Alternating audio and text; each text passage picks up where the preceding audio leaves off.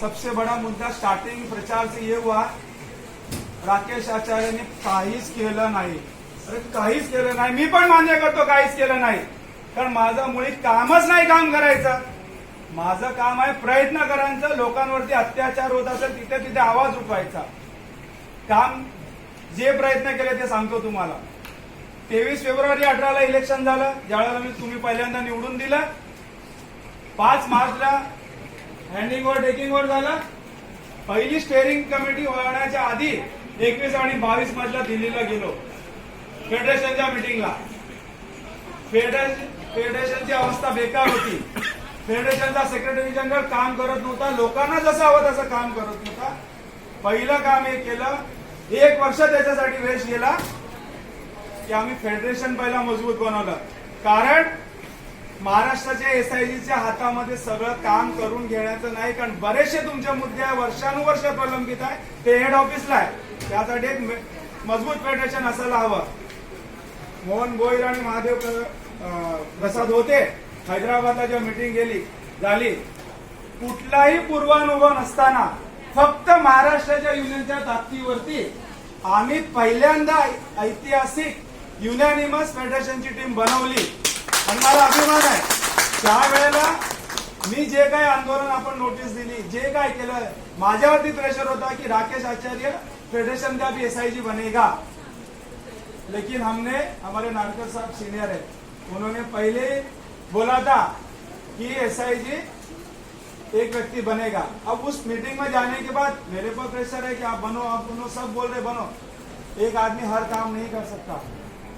फिर वहां पे एक अफवाह उठी, बोले जिसको हमको बनाना था, बोले ये पागल आदमी है. मीटिंग में ये हुआ कि पागल आदमी को कैसे बनाए. अब मेरी स्टेज पे जाने की बारी आई तो मैंने यही बोला कि पागल आदमी इतिहास बनाता है. और हमने उसको सेक्रेटरी जनरल बनाया, उसके बाद में आपने इतिहास देखा है. फेडरेशन ने जो काम किया है, मजबूती से काम किया, उसके पीछे पूरी टीम है.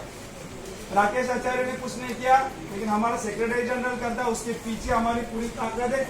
हर एक लीडर फेडरेशन का जो जाता है उसमें इनपुट राकेश आचार्य और नारकर का होता है, बहुत सारे लोगों का. ऐसा नहीं क्योंकि एक आदमी काम नहीं कर सकता. राकेश आचार्य यूनियन नहीं है, पहले हर एक को समझना है. नए बच्चा है उनको भी समझना है. ये यहाँ जो खड़े वो यूनियन नहीं है, आप सब लोग मिलकर यूनियन है.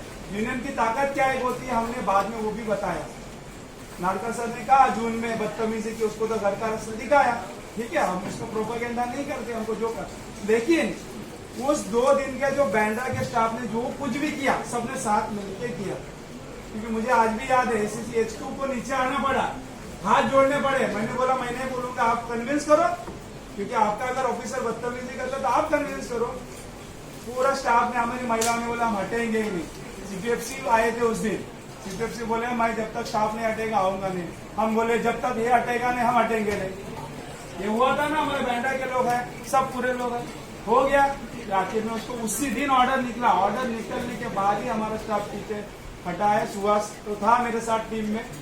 देखे तो हमारा काम करवाना है, और हम बखूबी जानते हैं कैसे करना है. प्रोपेगेंडा जिसको करना है, झूठी अफवाह पहले उनको फैलाने दीजिए. और बोले सक्षम नेता क्या होता है यार? जो मैनेजमेंट एक ऑफिसर को जो घर में बिठा है वो सक्षम, या जो 2 चुनाव हराओ और खुद के यहाँ अपनी टीम नहीं खड़ा सका वो सक्षम? कोण सक्षम है भाई? पहिली सर्वात महत्वाची गोष्ट, तुम्ही लोकाधिकार समितीची प्रतारणा केली. तुम्ही स्वतःच्या स्वार्थासाठी इथलं जे पॅनल होतं ते सुद्धा उभं नाही केलं. आणि तुम्ही भरोश्यावर कोणाच्या बैंड्रा कौन खड़े हैं, क्या बेस है उनका, यह बताए. इंडिविजुअल पैनल, मुझे बैंड्रा का विषय नहीं लेना है. इंडिविजुअल पैनल क्या होता है? इंडिविजुअल तो स्वार्थ होता है. बाद में हुआ संयुक्त स्वराज्य. अरे महाराजांचं स्वराज्य तुम्हाला कळलंच नाही. स्वराज्य असतं, संयुक्त काही नसतं. संयुक्त काय? BMS तुमचा संयुक्त है. हर ऑफिस में देखो प्रचार कौन किया, कांदिवली के दोनों ऑफिस में प्रचार को कौन घुमा. ऑल इंडिया की BMS टीम हराने के पीछे पड़ी है. राकेश आचार्य हटाओ, क्योंकि उनको मालूम है जिस दिन राकेश आचार्य हट गया BMS पूरी तरह हावी हो जाएगा. मेरा, आप सब लोग जानते हैं, मुझे बताने की जरूरत नहीं, 2008 में क्या हुआ था. उसके बाद मैं यूनियन में कहीं नहीं था, मैं कांदिवली ऑफिस में काम किया, पूना ऑफिस में काम किया। यूनियन में क्यों आया राकेश आचार्य? क्या स्वार्थ है राकेश आचार्य का? बताइए। आज की तारीख में एक भी यो बताइए हम दोनों के सिवा जो यूनियन में खड़ा हो आगे आके वो सपोर्ट कर रहे हैं। मैं ये नहीं बोल रहा, उनको कोई दोष नहीं दे रहा हूं, लेकिन यो होते हुए भी हम आए। क्यों आए? कि हम देख रहे थे क्या परिस्थिति है। बीएमएस नया छिड़काव किया, लोगों के काम नहीं हो रहे। यहाँ बताया जा रहा है कि प्रमोशन कल हम उसमें से एक है हमारे तरुण तडफदार मार्गदर्शकांनी ऍटलिस्ट सरळ मार्गाने तरी चालून दाखवा आम्हाला। फक्त मार्गदर्शक लगाने से कोई मार्गदर्शक नहीं होता है। मार्गदर्शक नारकर सर है हमारे, जो मेरे पीछे खड़े हैं, मजबूती से खड़े हैं। जहां गलत होता है, जहां उनको नहीं पड़ता और डांट भी लगाते, हम दोनों लड़ते बहुत है। किसी को मालूम होगा नहीं मालूम होगा, हम लोग का वो झगड़ा होता है। लेकिन हमारी एक ही ख्वाहिश है कि ये यूनियन मजबूत हो और इस यूनियन के कोई नुकसान न हो। इसीलिए आज वो आए हैं, नहीं तो आते भी नहीं थे शायद। वो बोल रहे मैं रिटायर्ड हुआ, लेकिन हमने उनको बोला है आप ना ही यूनियन से रिटायर्ड हुए ना फेडरेशन से रिटायर्ड हुए हैं। बहुत सारे नए लोगों को भड़काया जाता है। अब जैसे अभय जी ने बताया एग्जाम में, वो तो एक मुद्दा था, मेरी वाइफ का नाम ले लिया। उसके अलावा भी मैं बताता हूँ, उसमें सीनियर जूनियर क्या होता है भाई? उस एग्जाम में जो पास हुआ है वो मेरा बैचमेट भी है, मेरा सीनियर भी है, मेरा जूनियर भी है। राकेश आचार्य को क्या इंटरेस्ट मिलेगा? मेरा जो बैचमेट का मैं नुकसान करूंगा, जिसके साथ रोज डब्बा खाया ज्वाइनिंग डे से, उसका मैं कैसे नुकसान करूंगा? गलत अफवाह फैलाई जा रही है। आपको मालूम होना चाहिए एग्जाम डिले क्यों हुआ। जो है यहाँ बैठे एग्जाम पास, उनको मैं बताता हूँ। हेड ऑफिस से सर्कुलर आया कि वैकेंसी ये करो। वह हमको जब हम रोज हमारे एचआरएम के पीछे पड़े कि जल्द से जल्द करो, 2-4 दिन आगे पीछे हो जाता है। 2-4 दिन से थोड़ा बहुत नुकसान हुआ है, कुछ नए बच्चों का हुआ है, इंक्रीमेंट में मानता हूँ। लेकिन हम ये चाह रहे थे कि 30-35 अगर वैकेंसी एसक्यू में बढ़ रही है तो 8-10 ईक्यू में भी बढ़ती। अगर हमारे और 8-10 आ जाते तो कौन सी बुराई थी? अब फिर भी वो काम चल रहा है, क्योंकि उसमें हमने भी कुछ ऑब्जेक्शन लगाए।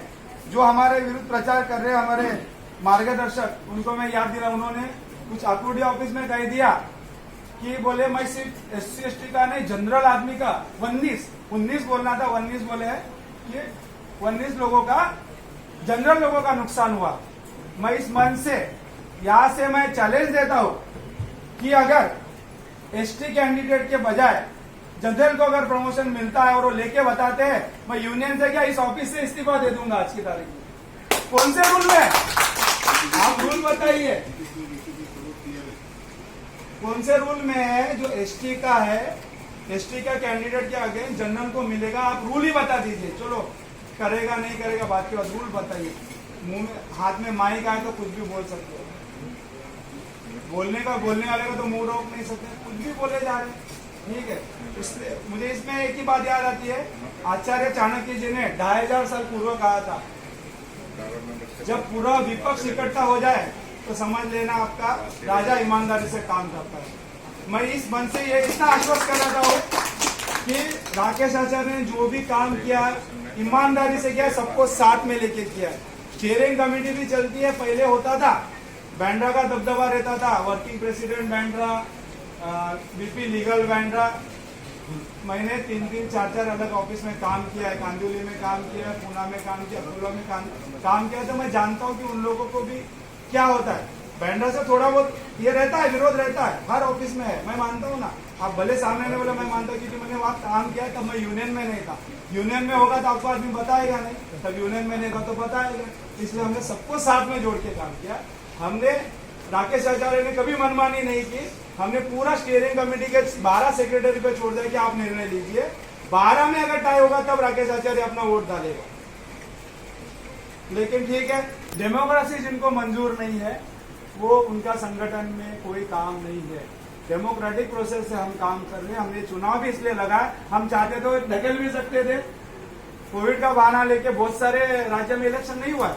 हमने 1-1.5 महीना लेट हुआ है, वो इसलिए लेट हुआ है कि जनवरी में वापस कोविड का वेव चालू हुआ था, जो डेंजरस नहीं था, वो बाद में मालूम पड़ा। जैसे ही वेव खत्म मतलब लगा है, हमने तुरंत इलेक्शन प्रोसेस चालू कर दिया है, क्योंकि हम दोनों की कभी इच्छा नहीं है कि यूनियन पे कोई भी व्यक्ति आक्षेप लगाए।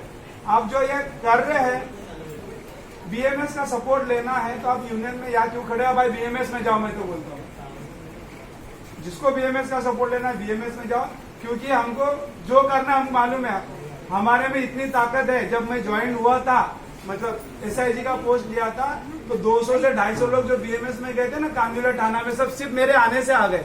क्यों आ गए उनको पूछिए क्यों आ गए, आज भी आ रहे हैं। अब जिनको जाना है जाइए, कम से कम नहीं जाना था तो क्यों उनके साथ है वो तो बताइए। आपका प्रचार क्यों कर रहे, बताना पड़ेगा लोगों को, सही सवाल का जवाब उनको देना पड़ेगा। क्योंकि एक ऑफिस में अलग बोलते हैं, दूसरे ऑफिस में जाने का दूसरा बोल रहे हैं। ये क्या है, मजाक लगा रखा है। यूनियन कोई ये खेल का मैदान नहीं है। आप भाषण बहुत अच्छा कर सकते हो, लेकिन काम करना और काम का पहले नॉलेज होना चाहिए। राकेश आचार्य ने 8 साल एडमिनिस्ट्रेशन में काम किया है, तो एडमिनिस्ट्रेशन के बातों को झूठ बोल के आप कुछ लोगों को फंसा सकते हो, लेकिन राकेश आचार्य को नहीं, हर गलत चीज का जवाब दिया जाएगा। हाँ, हो सकता है पिछले 2 साल में विजिट्स नहीं हुए, कुछ काम कम हुआ, एग्री। क्यों हुआ आप सब जानते हैं, कोविड का माहौल था। कोविड में सबसे पहली हमारी प्राथमिकता थी कि हम हमारी जान बचाए, हमारी सेहत का ख्याल रखें, हर एक का चाहिए। इसमें हमारा कोई किसी का ये नहीं है। मेरे घर में भी कोविड हुआ, सबको हुआ, मुझे हुआ, सबको हुआ, हम सबकी तभी प्राथमिकता। अब बाहर ही नहीं जाते। उस कोविड के माहौल में भी हमारे नारकर साहब पहले अगस्त में फेडरेशन का रजिस्ट्रेशन करने गए। उस कोविड के माहौल में हम लोग जो 2017-18 का ईओ पैनल रखड़ा हुआ था, उसके लिए 3 दिन लगातार हम हेड ऑफिस में धरना जैसे बैठे थे। क्योंकि हम लोग जब ऑफिस में 10, 10:30, 11 बजे से लेकर 7 बजे तक बिना खाए पिए वहां रहते थे, सिर्फ चाय पीते थे। वो भी नारकर साहब को चाय की आदत है ज्यादा, तो उनके साथ मुझे भी पीना पड़ती थी।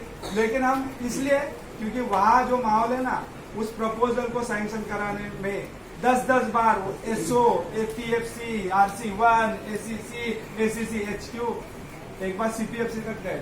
नारकर साहब ने तो वहीं से झगड़ा किया, अगर आप नहीं जाओगे तभी हम लोग CPFC क्या धरने पे बैठ जाएंगे। उसका थोड़ी अफरा तफरी हुई, फिर यहाँ से कुछ मंगा, ये नहीं है वो नहीं है। वहां पे पूरा जो रैकेट चल रहा है एसओ लोगों का, क्योंकि वहां का क्लार्क है ना, वो एसओ है। अभी एसओ तो अभी ज्वाइन हुए, उनको कुछ मालूम ही नहीं होता, नए बच्चे हैं। एसओ लोग का पूरा रैकेट वो सब बीएमएस के लिए, इसलिए अड़चने आ रही है हमको। हमारी अगर हम एकजुटता रखेंगे तो वो सब अड़चने दूर होगी। फिर भी हमने वो प्रमोशन लाया, उस वजह से आज ठीक है, देर हुए, हम मान्य करते हैं। लेकिन जो हमारे नारकर सर ये उदाहरण है, 11 साल एसएस के बाद ईओ बने, 17-18 साल के बाद ईओ में रिटायर्ड हुए, और आज 3 साल के अंदर ईओ हो रहा है। अगले साल जो ऑर्डर आएगी ना, उसमें 1.25-2 साल में भी होगा, by virtue of 3 months relaxation age पर DOPT सर्कुलर डेटेड 12/8/2021। ये आने के बाद 12 अगस्त को आया, 16 अगस्त को पहला मेल डाला हुआ है। मेरा लेटर है ना, जिसको जाना है उसको जाएगा। ACC HQ जिसको काम करना है उससे काम करवाना है, और मेरा पूरा ये ना मोबाइल में है। जिसको चाहिए लेटर देखना है, नहीं लिखा है, क्या लिखा है, मैं दिखा दूंगा। और मैं जब इतना, मुझे ये बताने की जरूरत इसलिए पड़ी, मुझे कोई बताने का शौक नहीं था। वो लेटर मैंने घर से ऑफिस जाते वक्त रिक्शा में टाइप किया हुआ है मेरे मोबाइल पे, मेल टाइमिंग के साथ है। ऑफिस में आपको पता चल जाएगा। तो मैं, क्योंकि आप लोग पे जितना काम का प्रेशर है उतना मेरे पर भी है। उस वक्त पे मेरे पास 3 अकाउंट्स ग्रुप थे। मैनेजमेंट ये चाहता है कि राकेश आचार्य काम ना करे, फिर उसके बाद कुछ एक्शन हो, लेकिन उसमें भी मैं पीछे नहीं हटता हूँ। 19-20 का आरओ बैंड्रा का टॉप मोस्ट परफॉर्मर हूँ, और ये APR में लिखा है। इसके साथ मैं यूनियन का भी काम करता हूँ। यूनियन के काम में कोई बोल दे, बैंड्रा में बहुत बड़े आ गए यहाँ पे टीम, उसमें से एक आदमी बता दीजिए जो सिर्फ कैबिन में घुसने की ताकत रखता हूँ। हमने बोला है जाओ, क्योंकि नारकर सर चले गए, बेलोसे सर चले गए, कोई नहीं है। हम बोले, मैं नहीं बोला जाओ लफड़ा करो, मैं देखता हूँ। जाने की तक ताकत नहीं है, क्योंकि वहाँ बोल दिया बाद में आना, निकल आते हैं। होना चाहिए, वो ताकत नहीं है। मेरे में क्यों ताकत आती है? क्या अलग है? मैं भी आप लोगों के हूँ, लेकिन किसी पर भी अन्याय वो सहन करने का नहीं। ये मुझे बाला साहब ठाकरे ने सिखाया है। और भविष्य निधि स्थानीय लोकाधिकार समिति के पीछे स्थानीय लोकाधिकार समिति महासंघ खड़ा है। हमारे जो यूनियन के अध्यक्ष है अनिल देसाई जी, वो शिवसेना पार्टी के सेक्रेटरी है, महासंघ के जनरल सेक्रेटरी है और ऑनरेबल एमपी है। उन्होंने भी कोविड टाइम में हमको बहुत मदद की। हम ये नहीं देखते कि मैं महाराष्ट्र को तो सिर्फ महाराष्ट्र का इशू लेके जाऊंगा। हमने फेडरेशन की मीटिंग उनके फिक्स करवाई हमारे ऑनरेबल लेबर सेक्रेटरी से, अपूर्व चंद्रा जी से। अब हमारा बैड लक 15 दिन में उनका ट्रांसफर हो गया। हर चीज में एक उचित समय आना होता है। बहुत बार हम प्रयास करते हैं, हमारा काम करने का नहीं है। मैं बार बार बता रहा हूँ, यूनियन का काम प्रयास करने का। प्रयास करने में अगर राकेश आचार्य पीछे पड़ा हो तो आप बता दीजिए। हमारे मित्र आए यहाँ अच्छा प्रचार कर रहे हैं, उनको बधाई प्रचार करने के लिए कि राकेश आचार्य के साथ बैंड्रा ऑफिस का 90% स्टाफ खिलाफ है। चलो मान लिया। आपके साथ कितने यहाँ बताइए ना। मैं इस मन से ये नारकर जी के परमिशन से ये चैलेंज देता हूँ, हमारा 90% छोड़ दीजिए। आप 90% स्टाफ का इस ऑफिस से आपको वोट मिलेगा तो मैडम को भी हम शेयरिंग कमेटी में लेंगे और जो प्रचार करे उसको भी शेयरिंग में कमेटी में लूंगा। ये जबान देता हूँ। जिंदाबाद। बोलने के लिए बहुत कुछ है भाई। तुमको सेक्रेटरी कौन बनाया था? समिति ने ही बनाया था। उसके बाद में जब तुम्हारे खिलाफ वो ऑफिसर, तुम सेक्रेटरी थे, तुम्हारे खिलाफ उस ऑफिसर एक्शन लेने वाला था, उसको दी हुई जबान है। आइए सामने मैं बोलता हूँ, झूठ बोले तो बोल देना कि तुझे कुछ होगा नहीं जब तक मैं हूँ, कुछ होने नहीं दूंगा। तेरे पर एक्शन होगी, उससे पहले मेरे पर एक्शन होगी, होने नहीं दूंगा। किसी पर अन्याय होने नहीं दूंगा। हमने वो एपिसोड भी बखूबी टैकल किया। उसको तो बोलने में भी शर्म आनी थी क्योंकि सेक्रेटरी का लेटर है ना, एसआईजी ने टाइप किया हुआ है। पूछ लीजिए, एसआईजी का काम है। सिर्फ टाइप नहीं किया, प्रिंट भी नहीं निकालने आता था, प्रिंट भी मैं निकाल के दिया। तो उसको किसी को कोई बोलने का अधिकार नहीं है। हमने जो काम किया है डंकी की चोट पे किया, कोई ऑफिसर से डरता नहीं। आज भी आने 4 दिन पहले भी हमारे यहाँ 4 जन को मेमो दे दिया। सैटरडे को बोला 1 मिनट जाते काम हो जाते। हर काम में चिट्ठी लिखना जरूरी नहीं है क्योंकि आज का माहौल, आप ऑफिसर से झगड़ा करोगे ना, रोज मैं अगर जाके झगड़ा करूं तो आप लोगों का काम बिगड़ जाएगा, आप लोगों का प्रमोशन नहीं आएगा। मैं जा करूं, मुझे पहला इम्पोर्टेंस है कि लोगों का करियर प्रोग्रेशन हो। इस पे हमने पूरा फोकस किया है और इसी पर ध्यान दिया है। लोगों को जो प्रचार करना है करने दीजिए। राकेश आचार्य चुन के आए ना आए, लेकिन भविष्य निधि स्थानीय लोकाधिकार समिति का भी सर चिटनीस हूँ, जनरल सेक्रेटरी हूँ। तो राकेश आचार्य जो भी स्टाफ पे ऑल ओवर महाराष्ट्र के कुछ भी अन्याय हो या जो भी यूनियन को सपोर्ट हो के हमेशा देता आया है। ज्वाइनिंग डेट से मैं यूनियन में एक्टिव हूँ, भले मैं कमेटी में नहीं था। 2 महीने में पहले इलेक्शन लगा था तब से एक्टिव हूँ। हमको किसी ने बोला नहीं था, तब तो मैं प्रोफेशन एग्जाम भी नहीं दिया था। उस समय से एक्टिव हूँ और बखूबी से देखा हूँ। एक्सेलआरआई रिपोर्ट का 400 पेज का रिपोर्ट का भी स्टडी किया हूँ। बिना स्टडी का, बिना कुछ किए जानकारी के कुछ बोलूंगा नहीं। झूठी बात मैं कभी बोलता नहीं। कोई भी बता दे मैंने जो बोली हुई बात झूठी है, तुरंत इस्तीफा दे दूंगा। कोई नहीं, क्योंकि मैं झूठ कभी मुझे अच्छा लगता ही नहीं है। जो ट्रांसफर, अगर किसी आदमी का काम नहीं होता है, बहुत सारे लोग नाराज होंगे, ट्रांसफर में है, नाराज होना स्वाभाविक है। एक साथ सब लोग खुश कभी नहीं हो सकते। 4 साल में और थोड़ी नाराजगी बढ़ गई और 2 साल में और बढ़ जाएगी, स्वाभाविक है। हम एट ए टाइम सबको खुश नहीं कर सकते, कोई भी नहीं कर सकते। आपका वाशी का एसआईजी हो या नासिक में बड़ा इशू हो, नासिक का एसआईजी भी खड़ा रहा तो खुद के स्टाफ को 100% सभी को खुश कभी कोई नहीं कर सकता। हमारा काम खुश करना ही नहीं है। हमारा काम ये देखना है कि ओवरऑल स्टाफ का ग्रोथ कैसे हो, उसका करियर प्रोग्रेशन कैसा हो, इस पे मेरा फोकस है और वो हमेशा रहेगा। रोस्टर पेंडिंग का भी एक इशू ले रहे, मैं जानबूझ के बता रहा हूँ। रोस्टर क्या मालूम, जिसको काम किया ना उसको पूछिए, मैंने एचआरएम में काम किया, बताऊंगा रोस्टर। वो बोल रहे रोस्टर के वजह से रोस्टर अपडेट होता तो 19 आदमी को फिर से आ रहा कि जनरल आदमी को प्रमोशन मिले, कैसे मिलेगा? और रोस्टर अपडेट नहीं है, उसकी जिम्मेदारी किसकी? सबसे बड़ी जिम्मेदारी किसकी? मैनेजमेंट की है। वह लाइसेंस ऑफिसर को किसका? लाइसेंस ऑफिसर को बिठाया। वो लाइसेंस ऑफिसर को असिस्ट करने के लिए बांद्रा के एचआरएम में एक SC/ST का एसएसए बैठा हुआ है, उसका काम है वो, उसने करना है। अपडेशन का काम 2010 से क्यों पेंडिंग है? 2010 में तो राकेश आचार्य नहीं था यूनियन में, 18 में आया, तो 10 से 18 क्या कर रहे थे? और जो प्रचार कर रहे हैं वो खुद 4 साल से SC/ST एसोसिएशन के SIG भी है और 4 साल से EPF स्टाफ यूनियन के वाइस प्रेसिडेंट लिए। एक जगह बोलते हैं कि हमको काम करने का मौका नहीं दिया, दूसरी जगह बोलते हैं मैंने ट्रांसफर करके दिखाया। अरे भाई तूने ट्रांसफर करके दिखाया तो कौन सी बड़ी बात है? दे आर और एम्प्लॉइज, हमको हमारे एम्प्लॉय का साथ देना ही, और किस फोरम से किया? बोल रहे मैंने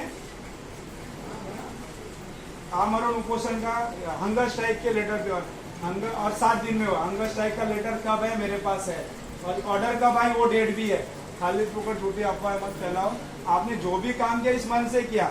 हमारे पहले भी जो SIG थे उनको भी यही बोला था बांद्रा जाके, तुम अभी भले बाहर गए, तुमने जो काम किया था पहले वो इस फोरम से किया। इस फोरम की ताकत है ना, राकेश आचार्य की ताकत तुम सब लोग हो, तुम सब साथ में हो तब कर रहा है ना, नहीं तो क्या जरूरत है?